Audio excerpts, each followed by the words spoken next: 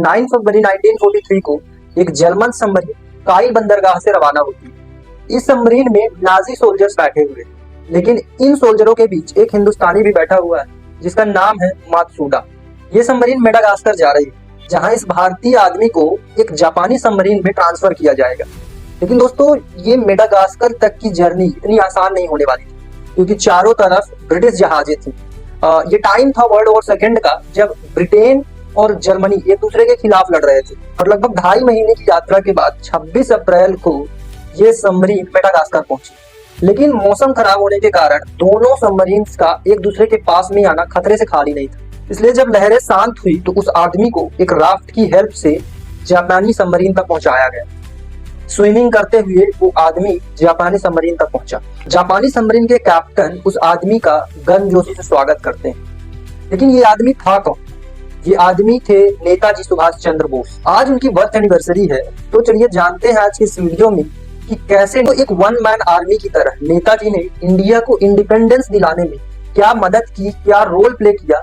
चलिए जानते हैं आज की इस वीडियो में। जिन्होंने हमें स्वाधीन और संप्रभु भारत का विश्वास दिलाया। अब हिंदुस्तान दिल से, हृदय से स्वराज्य चाहता। सुभाष चंद्र बोस यानी गुलाम भारत की एक ऐसी शख्सियत जिन्होंने न सिर्फ देश के अंदर बल्कि देश के बाहर भी आजादी की लड़ाई लड़ी। नेताजी सुभाष चंद्र बोस का डर अंग्रेजों के बीच में बहुत था। तुम मुझे खून दो, मैं तुम्हें आजादी दूंगा। जय हिंद।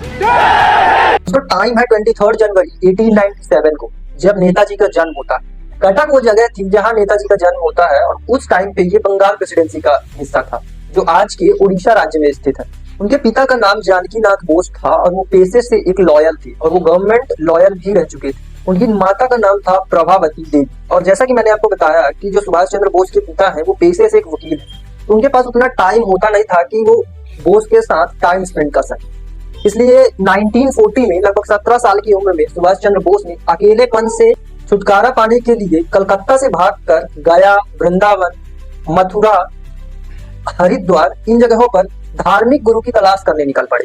वे एक आध्यात्मिक गुरु ढूंढना चाह रहे थे, लेकिन उन्हें नहीं मिला और टाइफाइड फीवर होने के कारण उन्हें दोबारा घर लौटना पड़ा। दोस्तों, सितंबर 1939 का वो समय था जब वर्ल्ड वॉर स्टार्ट हुआ। ब्रिटिश वायसराय लॉर्ड लिनलिथगो ने बिना किसी भारतीय नेता की सलाह लिए इंडिया की तरफ से वॉर डिक्लेयर कर दिया। ये कांग्रेस के लिए एक बहुत बड़ा झटका था। गवर्नमेंट ऑफ इंडिया एक्ट 1935 के तहत कांग्रेस के पास कुछ प्रांतीय मंत्रालयों में कंट्रोल था। इसको लेकर कांग्रेस ने प्रोटेस्ट किया और जितने भी प्रोविजनल गवर्नमेंट्स में उनका कंट्रोल था, वहां से उन्होंने रेजिग्नेशन दे दिया। इसी दौरान सुभाष चंद्र बोस ने कांग्रेस के भीतर अपनी लेफ्ट विंग आइडियोलॉजी को मजबूत करने की कोशिश की। वे 1939 में गांधी जी के द्वारा चुने गए पट्टा की सीतारामैया को हराकर कांग्रेस के अध्यक्ष चुने गए थे। ये गांधी जी के लिए बहुत ही अपमानजनक समय था। बोस चाहते थे कि वर्ल्ड वॉर की हेल्प से, वर्ल्ड वॉर का फायदा उठा करके ब्रिटेन पर दबाव बनाया जा सकता था। लेकिन महात्मा गांधी और पंडित जवाहरलाल नेहरू जैसे नेता इस बात से सहमत नहीं थे, जिसके कारण नतीजा ये हुआ कि सुभाष चंद्र बोस को कांग्रेस से रिजाइन देना पड़ा। मई 1939 में सुभाष चंद्र बोस ने एक नई फॉरवर्ड ब्लॉक की स्थापना की, एक नई पार्टी बनाई जो और ज्यादा आक्रामक और सोशलिस्ट बनी। बोस का मानना था कि ब्रिटेन के लिए मुश्किल, भारत के लिए एक बहुत बड़ा मौका था। जुलाई 1940 में सुभाष चंद्र बोस ने होलवेल मॉन्यूमेंट को हटाने के लिए प्रोटेस्ट किया। होलवेल मॉन्यूमेंट ब्रिटिश गवर्नमेंट की याद दिलाता था, जिसको लेकर सुभाष चंद्र बोस ने प्रोटेस्ट किया और इस प्रोटेस्ट में नेताजी को गिरफ्तार कर लिया गया। जेल में रहते हुए नेताजी ने ब्रिटिश गवर्नमेंट को चुनौती दी और नवंबर 1940 को नेताजी ने जेल में रहते हुए हंगर स्ट्राइक शुरू कर दिया। लगभग 7 दिनों तक कुछ भी न खाने पीने के कारण नेताजी की तबीयत बिगड़ने लगी और ब्रिटिश गवर्नमेंट को यह डर था कि अगर नेताजी की डेथ जेल के अंदर हो जाती है तो ब्रिटिश गवर्नमेंट के खिलाफ इंडिया में विद्रोह और बढ़ सकता है। इसलिए 5 दिसंबर 1940 को सुभाष चंद्र बोस को रिहा कर दिया गया और कलकत्ता के एल्गिन रोड के एक घर में उन्हें हाउस अरेस्ट कर दिया गया। बाहर पुलिस की सख्त पहरेदारी थी, लेकिन सुभाष चंद्र बोस घर के अंदर भागने का एक नया प्लान बना रहे थे। उनका मेन मोटो ये था कि दुश्मन के दुश्मन से मदद मांगना, यानी जर्मनी या जापान से किसी भी तरह हेल्प मांगना, ताकि इंडिया से ब्रिटिश गवर्नमेंट को बाहर निकाला जा सके। 16 जनवरी 1941 की आधी रात को जब पूरा शहर सो रहा था, तो सुभाष चंद्र बोस भागने के प्लान में इंप्लीमेंट कर रहे थे। वो अपने भतीजे शिशिर कुमार बोस की हेल्प से घर से बाहर निकल जाते हैं और इस टाइम पे उनका भेष बदलना बहुत ही जरूरी था, इसलिए वे एक बीमा एजेंट मोहम्मद जियाउद्दीन बनते। क्योंकि उन्हें ब्रिटिश सीमा पार करने के लिए फिर से वेश बदलना था, इसलिए वे एक गूंगे आदमी बनते। गूंगे आदमी वे इसलिए बनते हैं क्योंकि उनको पश्तो भाषा बोलना नहीं आता था। उनके साथ भगत राम तलवार थे जो एक सिख के रूप में थे। वे दोनों ब्रिटिश बॉर्डर से मद्रास शरीफ मजार जाने का बहाना बनाकर निकले थे।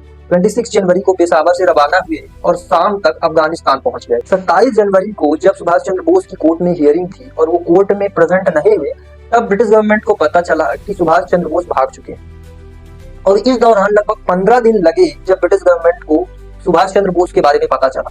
हालांकि ब्रिटिश इंटेलिजेंस ने कई अफवाहें सुन रखी थी कि सुभाष चंद्र बोस जापान से मदद ले रहे हैं, लेकिन उनके पास कोई भी प्रूफ नहीं था, इसलिए उन्होंने इस बात को इग्नोर कर काबुल पहुंचकर सुभाष चंद्र बोस ने सबसे पहले सोवियत एम्बेसी से मदद मांगी, लेकिन रूसियों ने उन्हें ब्रिटिश एजेंट समझकर मदद करने से इनकार कर दिया। इसके बाद उन्होंने जर्मनी एम्बेसी से हेल्प मांगी और जर्मनी एम्बेसी ने बर्लिन टेलीग्राफ भेजा और इटालियन दूतावास की मदद से 10 मार्च को सुभाष चंद्र बोस को एक नया पासपोर्ट मिल गया। इस टाइम उनका नाम था ओरलांडो माजोता। ब्रिटिशर्स ने उनका मैसेज इंटरसेप्ट कर लिया था, लेकिन बोस पहले ही मॉस्को होते हुए 2 अप्रैल 1941 को बर्लिन पहुंच चुके थे। ब्रिटिशर्स ने तुर्की में स्पेशल ऑपरेशन एग्जीक्यूटिव भेजे थे सुभाष चंद्र बोस को मारने के लिए, लेकिन वे पूरी तरह असफल रहे। बर्लिन पहुंचकर सुभाष चंद्र बोस का 3 मेन इंपॉर्टेंट एम था। पहला था एक्साइल गवर्नमेंट बनाना, दूसरा था प्रोपेगेंडा की हेल्प से भारतीयों को जगाना, और तीसरा जर्मनी में जितने भी भारतीय सैनिक कैदी बनकर रहे हैं उनको बाहर निकालना और एक नई आर्मी तैयार करना। उन्होंने एक फ्री इंडिया सेंटर की स्थापना की और नवंबर 1941 में पहली बार कुछ इंपॉर्टेंट फैसले लिए गए, जैसे हमारा राष्ट्रीय गान जनगण मन होगा, हमारा नारा जय हिंद होगा, और इसी टाइम पे सुभाष चंद्र बोस को नेताजी की उपाधि मिली थी। इसके बाद सुभाष चंद्र बोस ने आजाद हिंद रेडियो की शुरुआत की, जिसमें उन्होंने 1942 में अपना पहला प्रसारण दिया। मई 1942 में सुभाष चंद्र बोस की मुलाकात हिटलर से होती, लेकिन हिटलर भारत की आजादी को सपोर्ट नहीं करता था, वो ब्रिटिश कॉलोनियल रूल को सपोर्ट करता था, जो कि वे अपने माइन कैम्प बुक में बताते हैं। फिर वे बोस ने इंडियन लीजन बनाई और उसमें लगभग 5000 से ज्यादा सैनिकों को शामिल किया, जिसमें जाति धर्म का कोई भेदभाव नहीं था, और इसमें बहुत सारे सैनिक जर्मन सैनिक भी थे जो सुभाष चंद्र बोस की मदद कर रहे थे। अगस्त 1942 में जब महात्मा गांधी ने क्विट इंडिया मूवमेंट की शुरुआत की, तब सुभाष चंद्र बोस ने रेडियो की मदद से क्विट इंडिया मूवमेंट पर समर्थन दिया। अब टाइम आ चुका था दोस्तों जुलाई 1943, जब सुभाष चंद्र बोस सिंगापुर के लिए रवाना होते हैं। सिंगापुर पहुंचते ही उनकी मुलाकात होती है रास बिहारी बोस से, जहां रास Bihari Bose Indian independence league और इंडियन नेशनल आर्मी की कमान सुभाष चंद्र बोस के हाथ में सौंपते हैं। आईएनए पहले कैप्टन मोहन सिंह चलाते थे, लेकिन जापानी विवाद के कारण इसे बंद कर दिया गया। अब इसे स्टार्ट किया है सुभाष चंद्र बोस ने। 5000 सैनिकों से स्टार्ट किया था और लगभग 50,000 सैनिकों तक इस इंडियन नेशनल आर्मी को पहुंचाया। उनका सिर्फ एक ही नारा था, तुम मुझे खून दो मैं तुम्हें आजादी दूं, जिसके लिए उन्होंने महिलाओं की एक रानी ऑफ झांसी रेजिमेंट बनाई, जिसको लीड कर रही थी कैप्टन लक्ष्मी सहगल। आईएनए में यूनिटी, फेथ और सैक्रिफाइस का मोटो था, और आईएनए जितने भी रेजिमेंट में डिवाइडेड था उनका नाम गांधी, नेहरू और भगत सिंह के नामों पे पड़ा। 21 अक्टूबर 1943 को सुभाष चंद्र बोस ने एक provisional government of Azad Hind बनाई, जिसे लगभग 8 देशों ने मान्यता दी। इसके हेड सुभाष चंद्र बोस बने।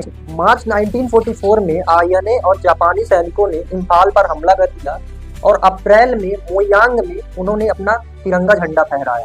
लेकिन मई में तेज बारिश के कारण, मौसम खराब हो जाने के कारण आईएनए का पूरी तरह सप्लाई चेन बंद हो गया और सैनिकों को घास खाना पड़ा, जिसके कारण आईएनए को रिट्रीट करना पड़ा और उस सिचुएशन से बाहर निकलने के लिए उन्हें अपनी पोस्ट छोड़नी पड़ी। ये वही टाइम था दोस्तों जब 6 जुलाई 1944 को सुभाष चंद्र बोस ने रेडियो पर महात्मा गांधी को फादर ऑफ द नेशन की उपाधि दी।